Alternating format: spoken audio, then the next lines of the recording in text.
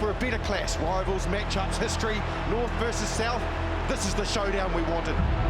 Shot to Ioane, and the Blues are under the posts. The ultimate try scorer strikes again. He's pumped as well, Will Jordan. I think the Crusaders are going to turn this over, and they do so. And the Crusaders go to the final. Semi-final number 2 determines who will meet the Crusaders in next week's decider, the Chiefs or the Brumbies. Oh, another one! Picks it up and goes himself. Damian McKenzie, the Chiefs. Josh Jacobs scores. Top right. Oh, that's outstanding. Might have been held up there, I think. And that might just do it. For the third time in 3 years, the Chiefs are back in the Super Rugby final. It has taken 18 weeks and we are finally there. We have found the top 2 teams in Super Rugby and it is on in Christchurch once again. Who would have thought we'd be saying that at the start of the season? After a 2024-2025, there it is, gentlemen. It's going down to the wire. The Chiefs and the Crusaders. The Chiefs on the road. Tickets go on sale. That is at 9 a.m. on Tuesday. Get in early because it is going to be a fantastic contest. Now, look, I am grateful, well and truly grateful for the result that we had in the weekend, because if the Brumbies had won, this would be a really depressing panel for these guys, because it's Team Chiefs. It is Team Chiefs. It's Aaron Cruden, it's Stephen Donald, and it's Mils Muliaina. All right. Did the right team win? Let's the right team come out on top. Have you got the right 2 teams? I think we have. Goldie, I mean, it's 1 and 2 from the regular season, and I think all along we thought that this was going to be the collision course of the final, and Blues were just there or thereabouts, but I think we have, mate. The top 2 are there. You're thinking the Chiefs are well and truly favourites. You're confident your side, your team, is the right team that could possibly finally lift that title? Oh, it's going to be a hard ask to go down there. I mean, 31-0, you know, finals is one down in Christchurch, final sort of games. But I think they have. They've got the team, and they've also, I think the final structure and the hiccup earlier on, you've got to remember, you know, last year they would have been out. It gives them an opportunity to go down there and fix a lot of the things. I think they should be confident. Any doubts? Not doubts. I think it's going to be a great contest. But, yeah, I think the Chiefs sort of learnt from probably the past 2 finals as well, and not quite, you know, reaching the summit. And they'll be pretty motivated, I think, obviously, with Clayton moving on after this season as well to get the job done. Well, clearly I'm here representing the South, you know, the South Island. But I tell you what, one of our colleagues, let's be honest, he's well and truly, he's one-eyed. Let's hear from one of our very own. Hey guys, I just wanted to make sure here from the South Island, that there wasn't too much Chiefs bias going on the breakdown tonight. What you've got to take into consideration is the Crusaders in this final and their impressive record at home. 31 games, no losses. 31, no losses. So when you come to Crusader land and they're involved in finals, they're very difficult to beat. So, Aaron Cruden, Mils Muliaina, Beaver, make sure that you do take that into account, because it's a pretty impressive record, is it not? Me, oh my, I have enjoyed that, yes boy. Do you know how long it took him to reply, guys? Do you know how long it took him to reply? Literally about 3 seconds, and it's hard to get hold of Marshy, but I gave him the opportunity and he jumped. Concerned? That was yuck. That was yuck, mate. That was yuck from Marshy. Right, I think that's one of the downfalls, really, isn't it? The 31. 31, I think that's got a higher bearing on the mindset of the Crusaders than perhaps the Chiefs. All right. Hey, look, I'm looking forward to the show. There's going to be plenty of banter. Here's what's coming up. We look ahead to the final and what will it take to win in Christchurch. We say farewell to the defending champion Blues, and we look at the importance of Test match experience 2 years out from the World Cup. Yeah, I've talked about the 18 weeks and how long it's been, and there was a lot of chat around the playoffs and how the 6 teams would work itself out. And there was no doubt that threw a hiccup in for the Chiefs in regards to losing that first game against the Blues. So let's have a look now, if we can, this road to the final, very quickly, how it's played out. And in terms of those rankings and how things changed, and the Chiefs all of a sudden lost that top spot. So the Crusaders, by beating the Blues at home as the #1 ranked team, that's why they are hosting the grand final. The Chiefs, they've had to go through the Brumbies, who were very good, you'd have to say, in beating the Hurricanes at home. But the Chiefs were dominant, and now it's their date with destiny. Can they find a way to get across the line against the Crusaders team? And you've mentioned it already. We're talking 31-0 in playoff games there. Possibly the last game at Apollo Project Stadium in regards to the fact we know what's coming next year. Cruds, if you think about this competition, you think about how well teams have played, who are the guys that have stood up? Who have been the difference in these matches? Yeah, I was really intrigued, obviously, when the playoff started, of who was going to step up and who was going to lead. And I sort of narrowed it down to a few players from both the Crusaders and the Chiefs, because they won the semi-finals. And I think for me, it starts with their All Blacks. It was Scott Barrett. He was immense on Friday night. He's just a menace. His work rate is tireless for 80 minutes, and that was just huge. The next was their captain, David Havili. He's just such a well-balanced player, and I think he brings calmness and composure to his side. And then the last one is just Will Jordan. He can just do things and impact games in a way that not many players can. And what was really impressive for me around Will Jordan was when David Havili went off with about 20 minutes to go, he knew he was the captain. He stepped up, he owned that, and he really sort of helped, I think, propel his team into the final. Last year was an anomaly, let's be honest. I mean, the Crusaders never found their rhythm. When you look at the side, Beaver, and where they've got to and the way they've played and how good they are at home, their team as a whole, it seems as though they've got all the pieces of their puzzle back. Yeah, absolutely. And, I mean, people made a big deal about last year. I mean, last year should have never happened, really, as far as the people and the personnel that they have. The big thing I think that they've gained from is the fact that you've had teams who went through such a tough lesson. We think of Tahoe's obviously got injured, and now Rivers Reihana. They went through the tough parts, and now you're seeing them develop. And that was the only piece of the puzzle that wasn't there, of course, after Richie left. But when you've got an All Black pack, you've got Will Jordan out there who's doing everything Will Jordan does. Obviously, Havili, and I guess there's a mountain of midfielders that they could pick. They've got all the pieces, Goldie. Yeah, stability as well. I think in that position, 10 and the 9 sort of 10 combination, that's where they lost out last year. They're starting to get that. They still had a few sort of wobbles there in terms of their young guys coming through. But to your point, Cruds, when you've got a David Havili, when you've got a Scott Barrett, a Will Jordan that are sort of bringing them through, Rivers Reihana is actually getting a nice sort of ride, and a ride that he should be getting sort of without too much pressure on him. The final's going to be a little bit different. Those guys have to step up again. But we often talk about the guy in the driver's seat, and there'll be a lot of heat on Rivers, this weekend to not just direct him around the park, but I think he's got the potential also to bring something a little bit more than what he has done in the last couple of weeks. In terms of expectations, though, the expectations are on the Chiefs, and they've had players step up as well. They have, yeah. We obviously picked 3 for the Crusaders. The 3 that impressed me last night for the Chiefs were, I think, Quinn Tupaia, Luke Jacobson and Tupou Vai. And first we'll look at a little bit of Quinn's footage. He's just instant go forward. His work rate is phenomenal, both with and without the ball. Next is Tupou. He can impact the game in so many ways, and it was his defensive efforts last night that really led the way. And for me, LJ, having him back in the captain's jersey, captain's armband, he's just that calming influence for the Chiefs that they needed.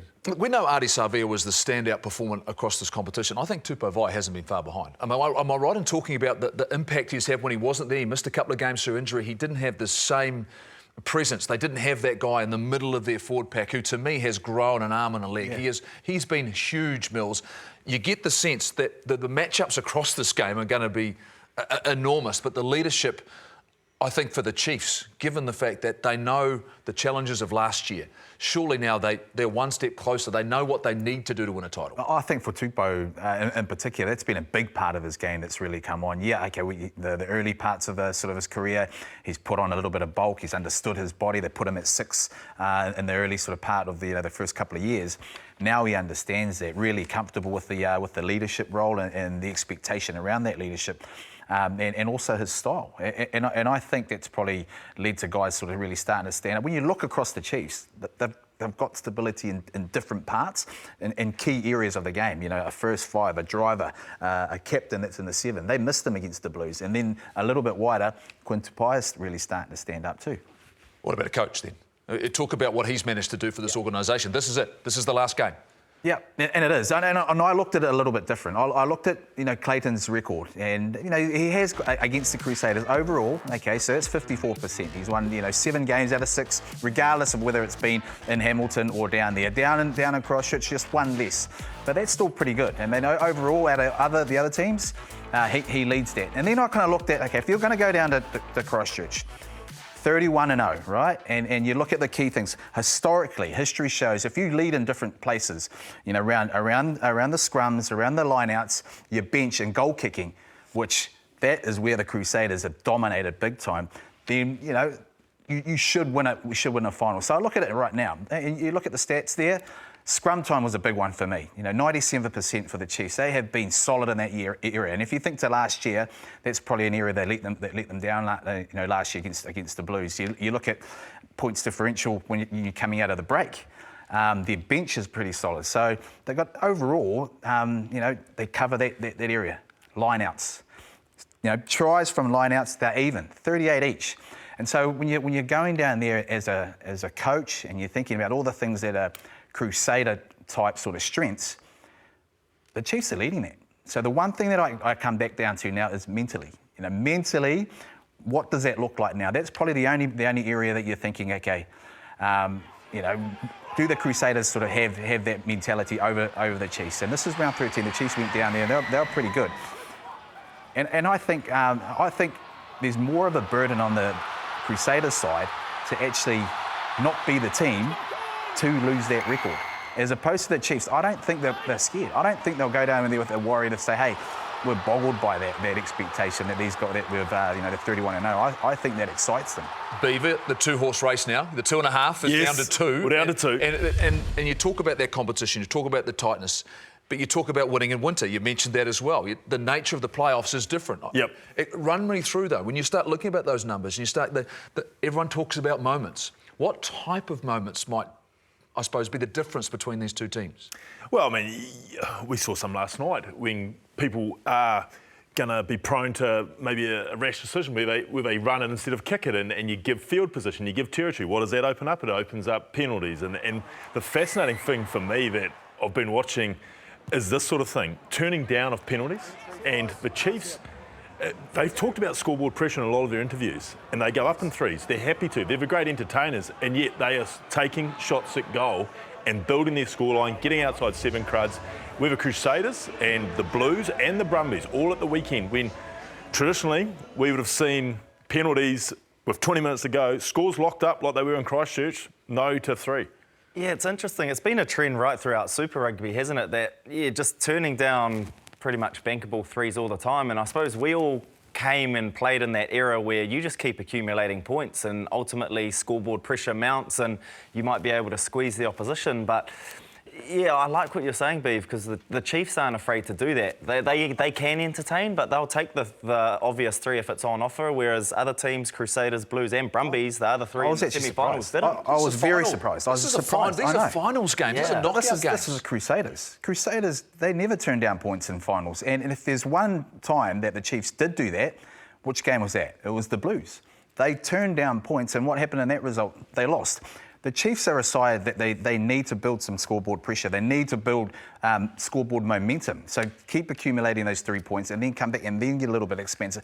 I think that's a part of their game that's really grown. You know, in the last couple of years, they would have just gone out there and just thrown the ball around.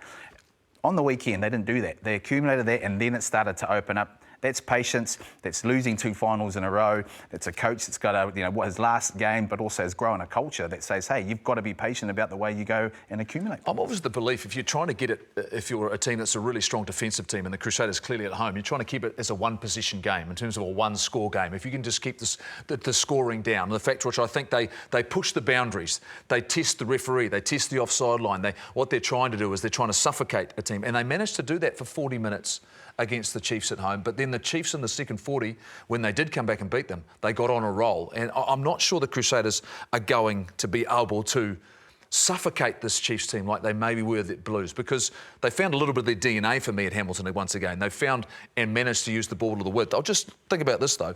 You think about there's an All Black team being named on the Monday. There's going to be somewhere between 24 to 25 All Blacks playing in this game. Plus a Wallaby. Let's not forget James O'Connor. He's going to contribute in some way in this contest. But all of a sudden that adds to it. And I wonder, Cruds, the fact that we play each other so often. Every year it's the two derbies, and the All Blacks know each other so well. Does that make it so much more difficult when you're playing against an opposition who knows you inside and out? Yeah, yes and no, I think. Obviously, there's all this game planning that goes on now, and they're trying to counteract different strengths. But, yeah, I suppose there is always a little bit more bragging rights, I suppose you could call it, when New Zealand teams play each other. Added on top of that, it's going to be a final now as well, and obviously the last two haven't gone the Chiefs' way. Crusaders had a blip last year, so yeah, there's all these dynamics that come to it, and I suppose the team that's going to be able to absorb all of that stuff, and Mills, you said the Crusaders, whether it's going to be a burden, the 31-0 in playoff games, or they use it as a bit of a privilege and a bit of pride to go out there and sort of show everyone, I suppose, who's coming back and who's going to own this. It's going to be an interesting battle. And the other thing is, you lie there all week thinking, what are they going to throw at me this week? Yeah. From a defensive point of view, what have they been holding back, knowing that we're going to meet each other in the final? And you think about, right, they threw this at me during the round robin, but there'll be something else coming. And that's where I guess the anxiety, every time you go to a set piece, every time you go to get the D-line sorted, there'll be something that you have in the back of your mind. If I think about the season, this is the dream final. If you go through the course of the whole campaigns and you see who we're at, and it's almost a bit of a redemption story for Rob Penny and what he's done and what he's had to go through. We shouldn't underestimate that, the amount of pressure that he felt last year and that organisation felt. He mentioned it a little bit after the game, the fact that they stuck with him. They showed faith, Mills. I think we have got the best two teams. I think when you look at it in terms of a contest, there's a contrast there that's going to make this game really, really exciting. Oh, absolutely, we've got the two best teams. I mean, the Crusaders, they're always in the final, apart from last year, right? And then, the way the Chiefs have gone, they've lost the last couple of years. The Rob Penny factor, it was great. This is the reward they've sort of got from that. He's stuck by it. He's got a captain that's lead from the right from the front, and he's sort of galvanised that team. There's almost a little bit of a chip on the shoulder, aspect leading into this competition to say, hey, well, this is how it was last year. We're down here. Now they've got themselves back, and look where we are now. So and now on the other side, we've got a coach leaving. So everything to play for. There's an element of desperation in these games, absolutely. And desperation obviously leads to great defence from time to time. On the weekend, we saw something remarkable from Damian McKenzie. Because I'm thinking, Beaver, this is a try for all money, right? And you were hoping this was a try for all money, given you had a little bit of a wager on this game. But this is a remarkable piece of defence. Oh, it's brilliant. And I think there's probably only Damian McKenzie's speed could have probably got him there. But, yeah, Goldie, I wasn't over the moon about what he cost me at the COB. But anyway.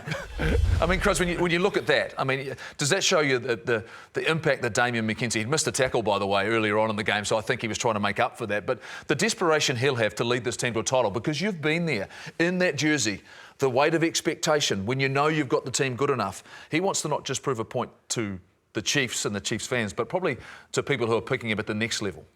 Yeah, absolutely. And we all know the class of Damian McKenzie, don't we? And it was just another instance there. It's almost the anticipation that he knew, OK, the ball's going to be placed down this area. I'm going to put my left hand under it and try and hold it up. But, yeah, I think for Damian, look, there'll be lots of emotions and factors weighing into it. But knowing him very well as we do, Beav, like, he's pretty cool. He's pretty cool in the way that he prepares and pretty composed. So he'll be out there. I don't think too much will change for Damian. That risk versus reward, he's going to be lean to how he always plays, and hopefully he's going to entertain again once more. It was a great piece of defence, and often on these shows we talk about great tries. Well, what we've gone back and looked at is we've looked at 5 great defensive plays in Super Rugby. Play on there, off the left. Now they've got numbers away to the right, and some space. Black now, Telia. He's got Ioane with him, trying to get on the outside of Talavau. Great tackle, Damian McKenzie. What a great piece of defence from McKenzie.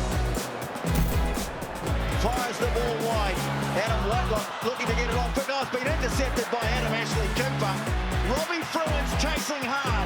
He's going on it. Can he stop him? Yes, he can. Brilliant defence for Robbie Fruin. Oh, that's brilliant stuff. I've never seen the crowd on their feet for a tackle like that.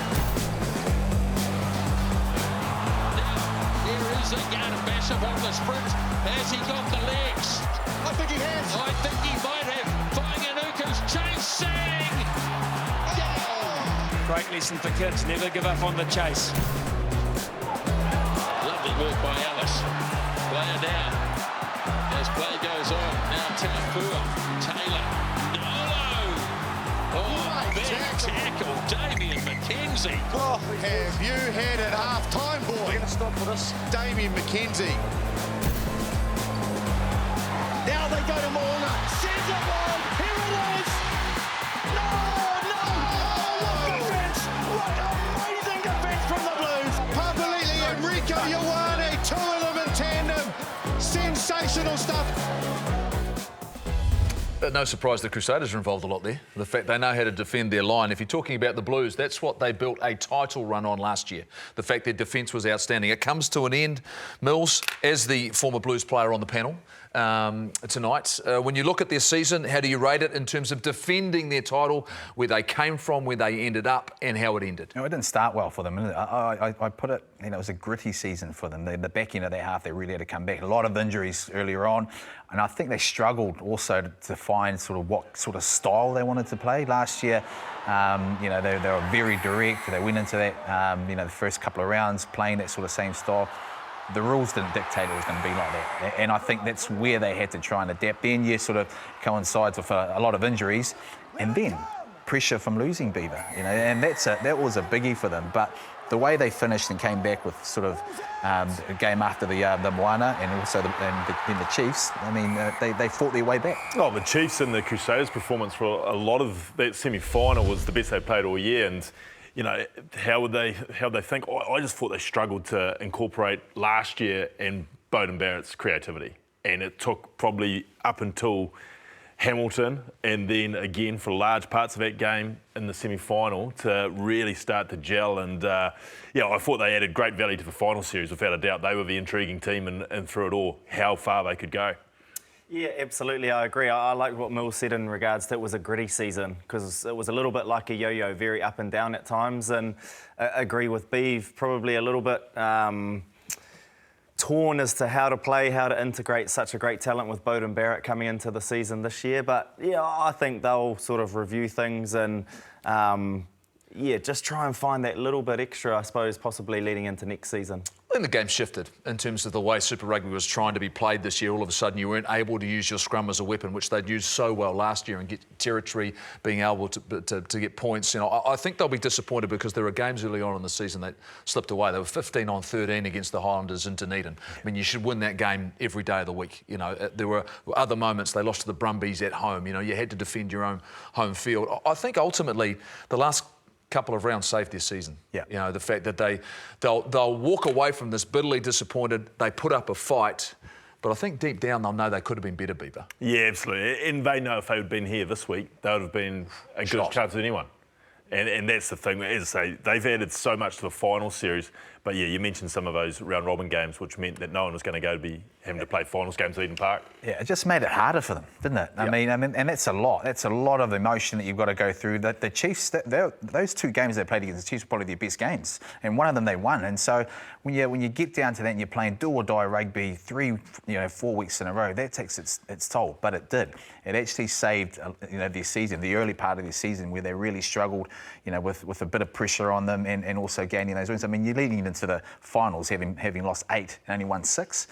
That's not good enough for the Blues and an outfit that was the champions last year, and that's probably what they'll be bitterly disappointed about. Well, I know they will be disappointed. They'll celebrate making a semi-final once again, and I think we need to talk a little bit about the Australians, because in terms of jeopardy and the nature of the competition, Cruz, the fact that over 50% of the games going into the second half were being contested, they were right there. A lot of games were being decided in the last 10 minutes. So that clearly means, and we all accept that Australia had got better at that part of the game, but have they got closer to us when it comes to the business end? Because once again, the Brumbies fall, the Reds fall without really firing a shot. Have they just, once again, we talked about they've elevated. Have they elevated enough? Have they got a bit of room to go just yet before they can win a title? Yeah, I still think they've got a bit of room to go, to be honest. Yeah, obviously at the start of the season, games were extremely competitive. Obviously the Australians, I really liked what the Reds were doing early on, and the Brumbies, you always know they're going to be there or thereabouts. But in terms of the playoffs and winning a title, I still think at the moment, again, no disrespect, but it's probably more likely it's going to be a New Zealand-based team taking out the championship. With the Brumbies, I think they tick everything, but it's mental. I honestly think you watched them last night. Where on that squad have they a shortage to challenge the Chiefs? Nowhere. They had a great squad that came there, but when the game started to be that moment, they would run it back when they shouldn't, or there'd be a bad kick, or there'd be an error, and we've seen it all before, and I just think there's a mental hurdle. It didn't help though they lost Noel Seal. In the first sort of 20 minutes of the game, he goes off, and he's been a big part of their success. And I know he's heading offshore.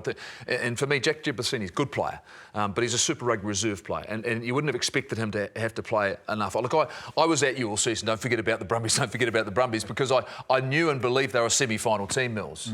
But I didn't see them being in a position where they are good enough. Maybe if they were at home, and maybe if they had the benefit of having won the game they didn't, and having the luxury of being at home to play someone else, then I think maybe they could have caused that upset, because it's difficult to go and play in Canberra. But just once again, Stephen Larkham will probably be asking himself, what more can he do, because they're going through it every year. Yeah, well, they had the game plan. They had the game plan to go there. They've got a great set piece, but it's your ability to stay in it, to stay in those moments that you're talking about, Beaver, and that just comes down to mentally. When things aren't quite going right, to have the discipline to stay, okay, well, hey, let's not just try and come up with something really special. And that's where I think they lacked that. And the Aussie teams didn't capitalise on the start, because they got off with a hiss and a roar, and that's where it gives me comfort for the New Zealand teams. We're almost reverted back to what we used to be. We adapt. We've adapted throughout the season. We adapt in the different styles that we end up playing. We roll up our sleeves, but we adapt to the competition. And that's where I think we're ahead of the Australians. I don't think they get to the back end of the competition after a great start and say, hey, we've got to play just that slightly a little bit different to make sure we show different pitches. And that's probably one that we've got over them. It all comes down to one game. It all comes down to what's happening in Apollo Project Stadium this Saturday night, and there it is. And the build-up, it'll start at 6 p.m, that coverage, and then the kick-off will be 7:05, and it will be sold out. I guarantee it is sold out, because the Chiefs fan loves to travel. They like going on tour, Beaver, don't they? They love going on tour. Are you leading a tour? Are you leading a tour on and off the field? I'm going down Tuesday. Yeah, I'm going to get there early. You'll get there nice and early? Yeah. Outstanding. And I'm assuming you're all picking the Chiefs. Let's just get it out there in the open right now. Come on. 100%? 100%. 100%. Any doubts in your mind? No doubts. Go the Crusaders. Let's go, baby. All right. We're going to talk more after the break. We're specifically going to talk about the All Blacks, and we hear from the All Black head coach, Scott Robertson.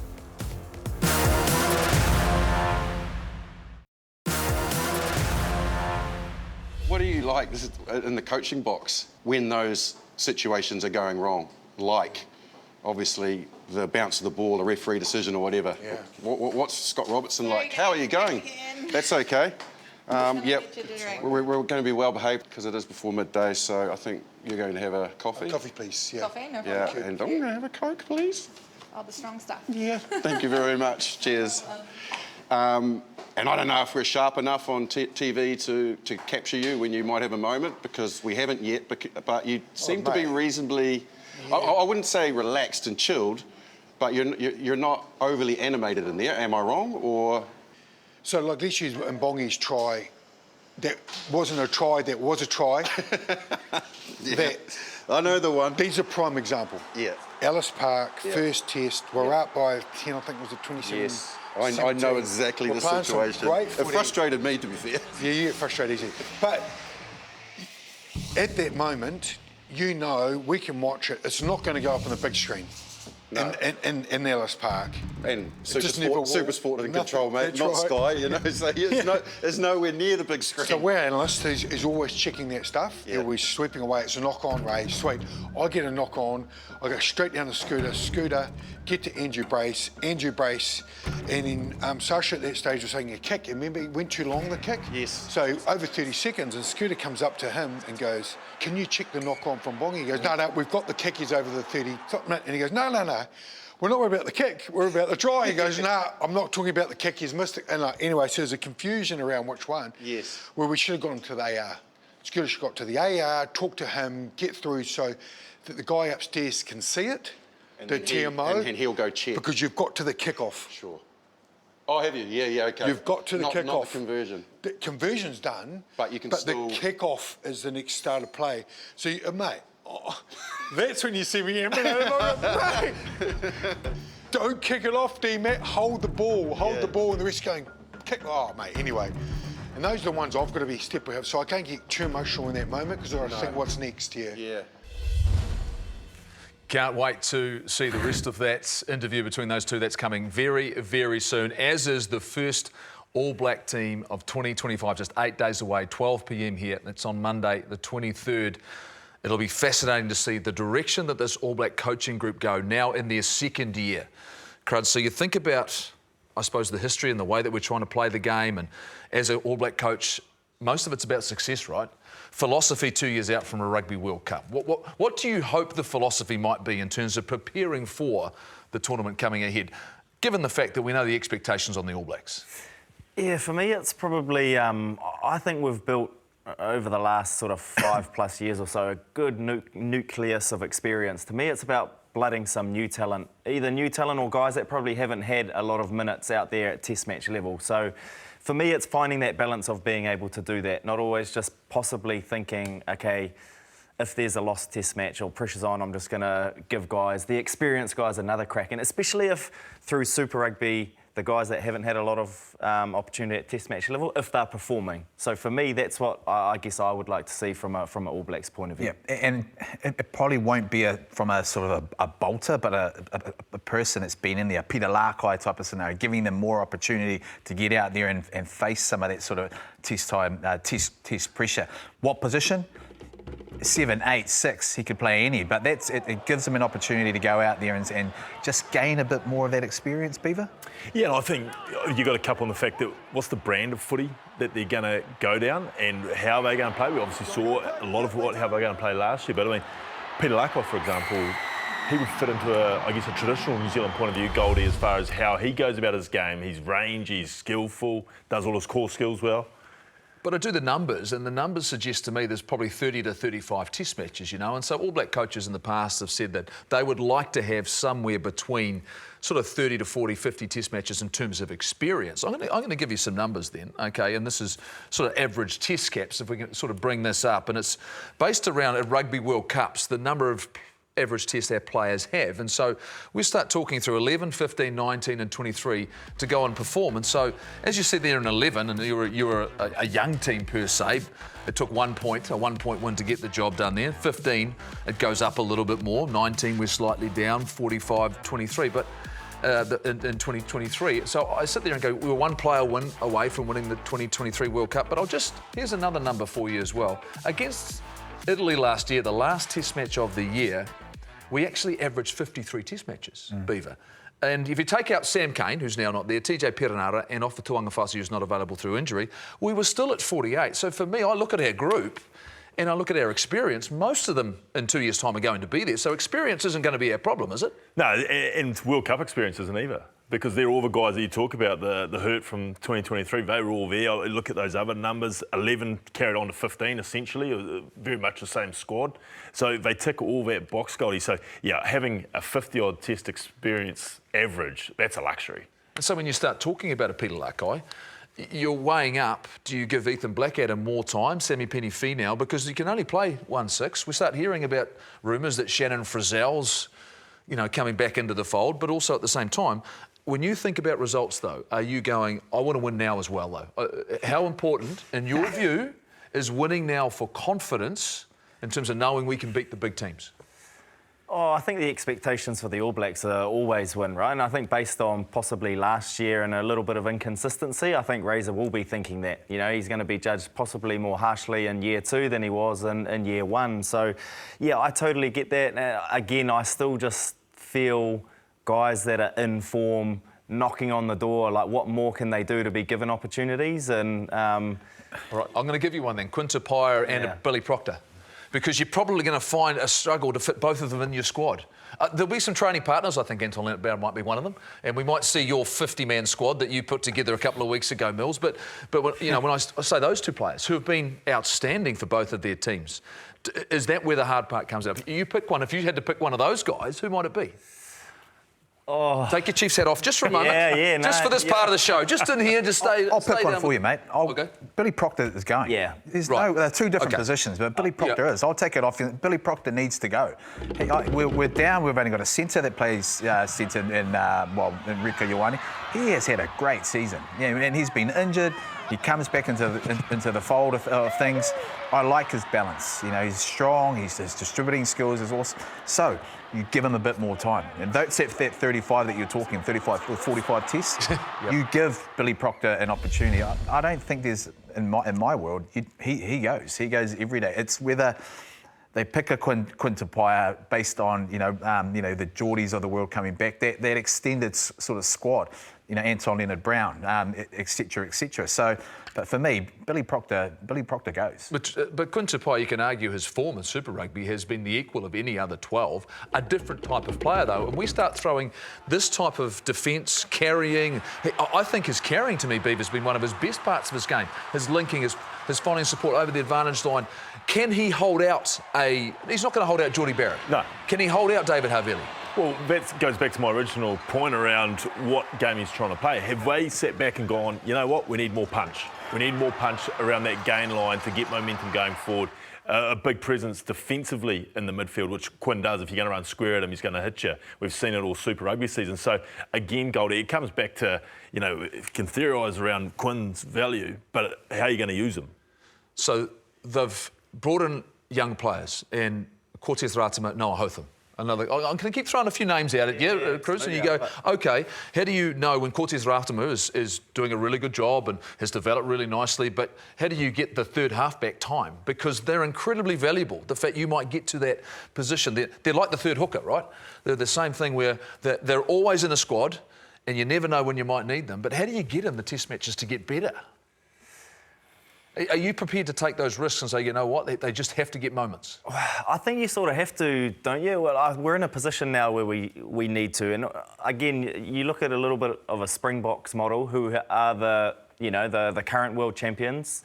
They're not afraid to make those tough calls. And it is going to upset some players, and we've all been there as well. You don't want that. But in saying that, when you're trying to build depth of squad and consistency and with an eye to the World Cup, is that ultimately, as you just mentioned, win now or with an eye to the World Cup? We can do both, right? We can win now and develop players, surely, if we start looking at these players. I think if you're the coaching staff off the back of last year, you need to win now.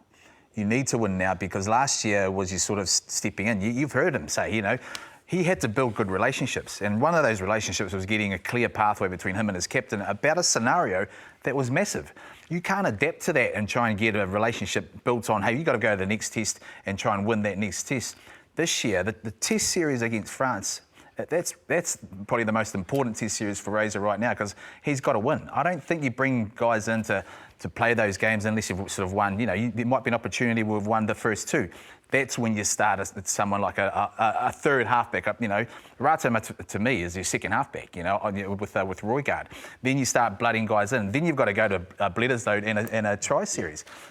You've got to win. We've got to get back to winning. And when you look at Super Rugby, it gives me confidence that we've adapted, like I said, a bit against the Aussies, but we've also got a different style. Our style, we can go a little bit wider. We've got the athletes to go a little bit wider, but we can also roll our sleeves up and play a little bit physical in the close quarters, Beaver. Well, Goldie, I was going to say, can you go too early on a World Cup? Because you think back to the Springboks winning in 2019, they lost by 100 at Albany pretty much, and they were trying to play like the All Blacks and said, nah, that's not for us. Let's go back to how we used to play, structure, box kicking, and they won a World Cup 18 months later. So you can go too early. And what's interesting about that is all of a sudden if there are players who are returning, So you've got a Lester Whainganuku. There could be a Richie Mo'unga become available that year, and then you're going, well, actually, you know what, we just build some momentum, then slot a couple of guys in. I think it's critical that we don't just make up the questions here on this show. We've invited you to be a part of what we're doing here, and on our social media page, what we've done on Instagram, we've given you the chance to ask a question. Here it is. Jonty Alex has asked us who will be the All Black locks. I'm thinking this is probably, hopefully, one of the easier questions we get, because I think there's probably, we know who our best three are. Beaver, are you pretty clear in your mind? Yeah, Barrett, Va'ai start, and then obviously Big Paddy coming off the bench for me. Oh, and Paddy's pretty important. They've just re-signed him for the next couple of years. You see it any differently? No, I don't. No. As you said, I think that's a nice, easy question to ease things in. And if I could throw well, not a bolter, I suppose, but a fourth name in there, and again with the eye to develop. I mean, Fabian Holland for me would have to be there or thereabouts. Oh, I love what you're saying, because he's wearing the right jersey. We need another one. We need an All Black. But I don't think you can argue with his form. But I think this comes back to that debate around giving guys an opportunity. The fourth lock quite often is the hardest one, Mills, when you're up in the big games. But it's such a pivotal position. I like the cut of the jib, the way that he plays the game. There's another guy in Sam Darry, who is actually going to be back in the NPC. So all of a sudden he might get a run. But I think locks actually, and Josh Lord, a player as well. A position that we weren't sure when we lost Brodie Retallick and we lost Sam Whitelock. Are you comfortable where we sit at lockdown? For Jonty, are you comfortable where we are right now in terms of our depth chart? I am. I'm comfortable in that position because you've just named those guys. You know, Lord, you know, in Holland. You've got Derry sort of coming back. Even in Hannah down in in Canterbury as well. That was an area or position that we were very thin 2 years ago. We've now got this really good stock. But again, to your point, you've got those three good guys, the guys that will go in, but feed them, drip feed them as you sort of get on after the All Blacks start to win. Oh, with Va'ai and Barrett, you've got potentially the best locking partnership in the world. Like how Va'ai's gone this year, and obviously we know the quality of Scott Barrett. What they could do, Goldie, I was pretty excited about what you got there. Yeah, really, really excited. Can't wait for this French series to start, because we know they are a world-class team and their side is going to be competitive. There it is, Forsyth Bar Stadium in Dunedin, and that is on the 5th of July. Make sure you get yourself involved if you haven't got tickets, and there might be some available, but I tell you what, that is going to be one heck of a series. A little bit more for us to talk about after the break. Stay with us. This July, witness one of rugby's greatest matchups. They've been coming here since '61, and they've taught us a few French lessons. It's all over. Don't write them off, even when everyone else has. The biggest upset in Rugby World Cup history. And don't ever think you've got them trapped in a corner at the end of the world.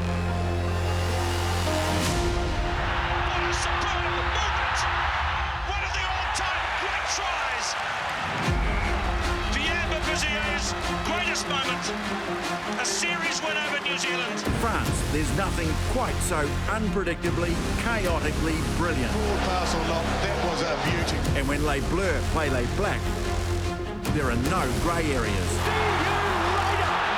It's happening again in July, and Sky is the only place to watch. The All Blacks taking on France. Big moment for rugby as a game. Oh, and lock up your Roosters.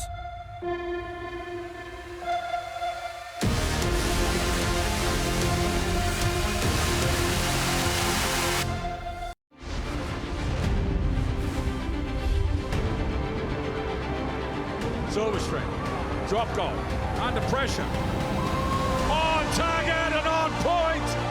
What a play! And Fletcher Cooper with the big play. It slips inside that left, right hand upright, head down, follow through. A 1-point win for St. Pat Silverstream, 16 points to 15.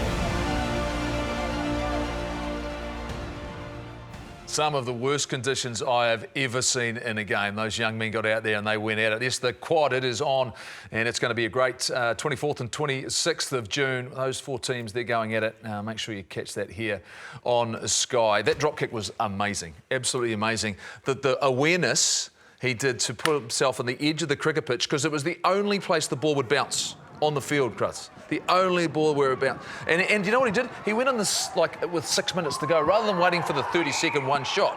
I thought that's clever. That's really clever, right? What number does he have on his back? A 10? He's a 10. No surprise. No, what? Drop Drop back in the pocket. He had to not wait for it because he was right on the cricket pitch. He knew that, right? Oh, he was deep. There was no doubt. And the pass from the halfback, right on the money. Brilliant. I tell you what, they planned that absolutely perfectly. It actually reminded me of a kick that I I made actually in 1994 against the Springboks, where this game was almost called off because Carisbrook was underwater.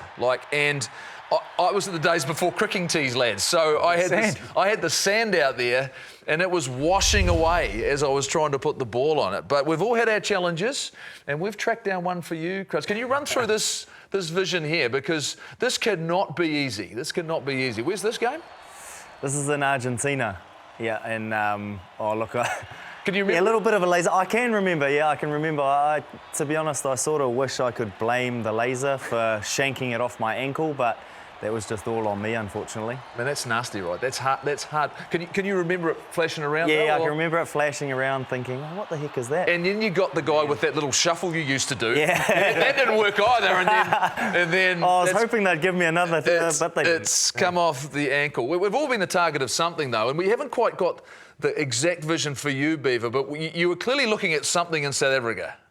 Yes, Kings Park. I think it was a jug or a can got thrown at me from the big stand there at Kings Park. Quite an intimidating place, but you can just see the T-ball in the background, the one and only Sione Luaki, who made me feel a lot safer. And then you've gone to I need more time. I need more time. And I was thinking, because it was a big call, but we got that penalty, and it has upset the locals, Goldie. I was worried about getting out of here alive, but we did. Well done, well done. And of course, it took us hours and hours of archive footage to find Mils Muliaina taking kicks at goal. And it was for the Blues. Was it? It was for the Blues. And you tried to deny it in the green room. You're sitting back there, and then, actually, no, it was a couple. There was two attempts. There's two attempts. This one here, let's run through, listen to the sound. It tells the story. Yeah, why?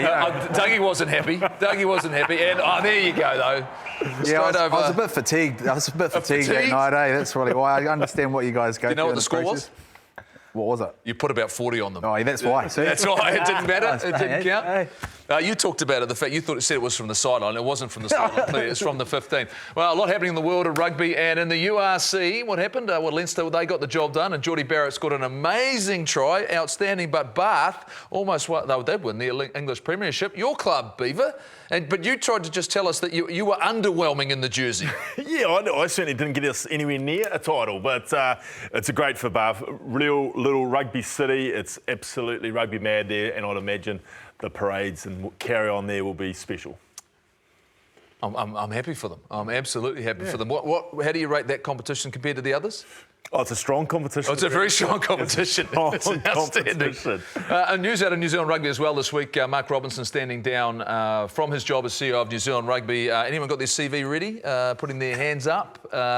I know there's a lot of people out. There's been a lot of speculation, but that's a really important role, right, Mills, for the fact that the future of New Zealand Rugby. I am not putting my hand up for the job. Thank you very much. But what I would say is the fact that where they've got to, there's been some challenging times. There'll be a lot more that's to come out, but there's no doubt his passion for the organisation and the jersey, and he's done what he thinks has always been in the best interests of the game. But it's been tough. It has been tough. He went through some challenging times. I just wrote down here, went through COVID, the Silver Lake debacle, the coaching saga, a lot of that, and then getting connection also with the stakeholders and things like, and also the clubs, provincial. A lot of that had to do with finance. So he went through a lot of that sort of stuff, and obviously to walk away, and I think he's still there to the end of the year. It's going to be it's a position that a tough one to actually try and fill. It's a big role. It's important, right? It's massive, and obviously, Mark, he knows how important it is as well. He, as an ex-player, as someone who's worn the black jersey as well, and as you said, I think that's a fair point. He's done what he thinks is in the best interest of the team and the union and the rugby. I guess the way that rugby is heading in New Zealand. So it is a massive job, and he's also heading away back to his family who are in Australia, I believe, and I don't think any of us can sort of, challenge that.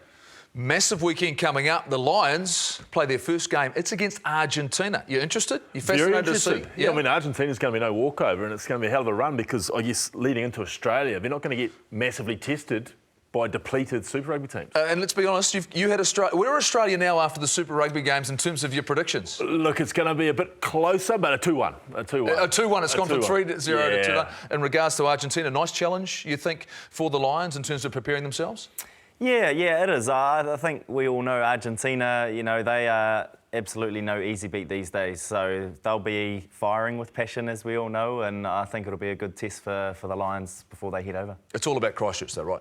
In terms of this game, this weekend, between these two sides, the Crusaders and Chiefs. Do you think as the week goes on, you're going to be noticing on Wednesday, you'll look at the teams, you think Tamaiti Williams could be back? Does that make you a little bit more nervous? No, well... Of course, he's an All Black coming back into it, right? But George Bower had a heck of a game in the weekend. As the week builds, and I'm sure the players will be going through, you guys have both been through it, it intensifies. And so, man, I am so looking forward to this. I can't wait. Yeah, it's going to be an exciting weekend. There is an element of sadness, though, in the rugby fraternity, of course, the fact we lost All Black number 772, Stu Wilson, last Monday, and had a farewell to him yesterday. And look, he was, one of those players growing up for me. It was him and Bernie Fraser, whether it was for Wellington or then playing for the All Blacks. And he was a special player, whether it be on the wing or at centre for them. And clearly did a lot of work for Sky as well as a commentator.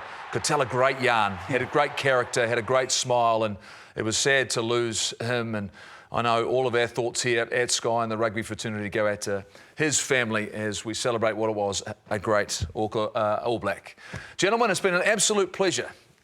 I'm looking forward to this weekend. We'll see who's smiling next Sunday night. On behalf of everyone here, thanks for watching, and we will see you in 7 days' time.